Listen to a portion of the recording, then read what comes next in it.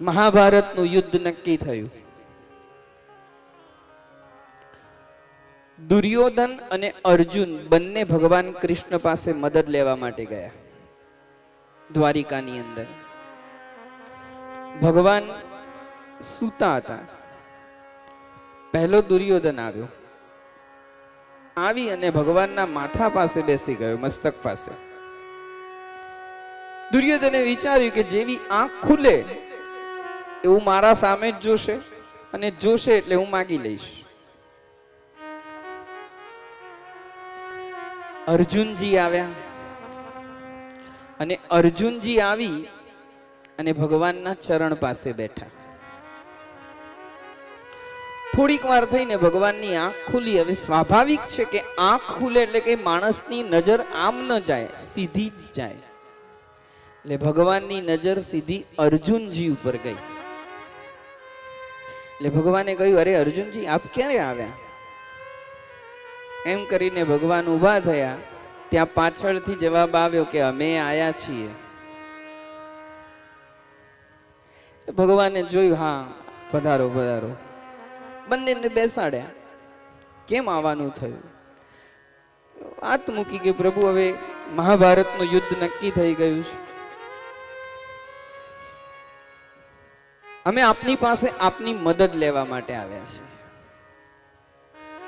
ત્યારે ભગવાને કહી દીધું સ્પષ્ટ કે સાંભળો,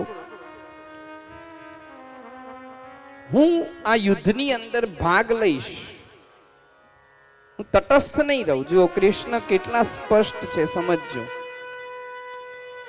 હું તટસ્થ બનીને નહીં ઉભો રહું, હું કોઈક એક પક્ષમાં જઈશ.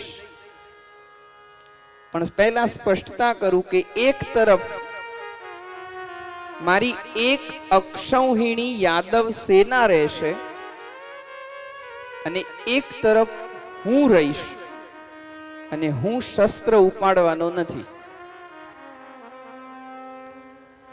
અને દુર્યોધનજી સાંભળો, તમારા કરતા અર્જુન નાનો છે.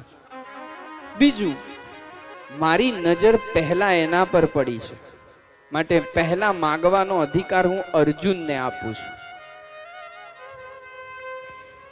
દુર્યોધન મનમાં ભગવાનને એવી પ્રાર્થના કરવા લાગ્યો, એ જેને માનતો હોય દેવને, કે અર્જુન એક અક્ષૌહિણી યાદવ સેના ન માગે તો સારું.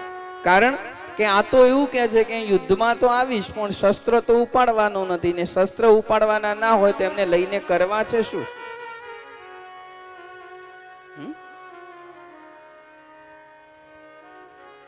દુર્યોધન આવી પ્રાર્થના કરે છે કે મને એક અક્ષૌહિણી સેના મળવી જોઈએ.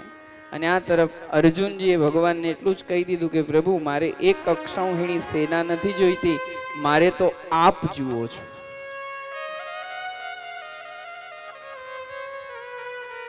અને તમે જુઓ, દુર્યોધનની પાસે 11 અક્ષૌહિણી સેના, પાંડવોની પાસે 7 અક્ષૌહિણી સેના. દુર્યોધનની પાસે ભીષ્મ, દ્રોણ, કર્ણ, એક થી મહારથી. અને છતાંય ઇતિહાસ સાક્ષી છે કે દુર્યોધન મરાયો અને પાંડવ જીત્યા. કેમ? કારણ કે પાંડવના પક્ષમાં કોણ હતું? ભગવાન હતા. આ અદ્રષ્ટ તત્વ કોના પક્ષમાં જઈને ઊભું રહ્યું? પાંડવોના પક્ષમાં જઈને ઊભું રહ્યું. પરિણામે પાંડવો શું થયા? વિજયી થયા છે. એટલે આ અદ્રષ્ટ જે તત્વ છે, જેને આપણે નસીબ કહેતા હોય, લક કહેતા હોય, ભગવાનની કૃપા કહેતા હોય, પણ એ છે, એ હકીકત છે. અને એ આપણા જીવનમાં બહુ મહત્વનો ભાગ ભજવે છે.